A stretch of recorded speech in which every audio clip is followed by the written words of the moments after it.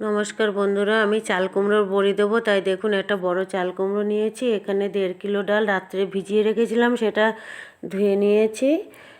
আর এদিকে চাল কুমড়োটা কেটে ধুয়ে কুচি কুচি করে নিয়েছি। এবার মিক্সচারে এগুলো সব পেস্ট করে নেব। দেখুন মিক্সচারের মধ্যে আমি অল্প অল্প করে কুমড়ো কুচিটা নিয়ে নিচ্ছি। আগে মানুষ কত কষ্ট করে বড়ি দিত শিলনোড়াতে বেটে, এখন কত সহজে আমরা বড়ি দিতে পারি, মিক্সচারে সব পেস্ট করে নিতে পারি। দেখুন এইভাবে দিয়ে আমি মিহি করে পেস্ট করে নিয়েছি।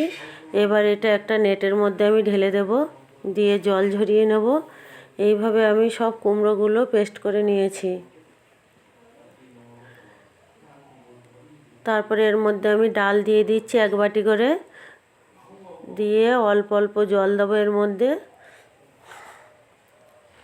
অল্প জল দিয়ে পেস্ট করে নেব। দেখুন পেস্ট হয়ে গেছে। এইভাবে আমি সব ডালগুলোও পেস্ট করে নিয়েছি। এটা আমি রাত্রে করে রেখেছিলাম, ডাল কুমড়ো পেস্ট করে। এটা আমি ছাদে দিয়ে কুয়াশার মধ্যে নেট দিয়ে ঢেকে রেখেছিলাম যাতে নষ্ট না হয়ে যায়। সকালে উঠে দেখুন গামলার মধ্যে আমি কুমড়োর সেই যেটা নেটে দিয়ে রেখেছিলাম সেই পেস্ট করা কুমড়োটা সব নিয়ে নিচ্ছি। ভালোভাবে নিয়ে এর মধ্যে আমি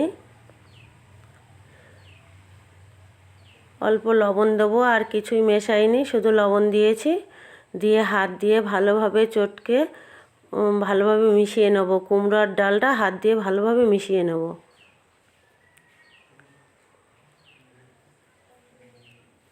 মেশানো হয়ে গেলে আমি অল্প অল্প করে ডাল এই মালসার মধ্যে নেব। মালসার মধ্যে নিয়ে একটা ঘোটন কাঠির সাহায্যে এটা ফেনাবো। আপনারা কিভাবে ফেনান ডাল কুমড়ো জানাবেন। আমি তো এইভাবে কাঠি দিয়ে মালসার মধ্যে ভালোভাবে ফেনাবো।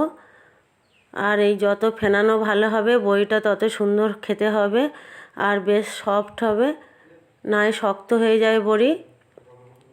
এইভাবে অল্প অল্প করে ফেনাবো আর বড়িটা কেটে কেটে দেবো। একবার করে ফেনিয়ে বড়ি দিয়ে আবারও ফেনাবো।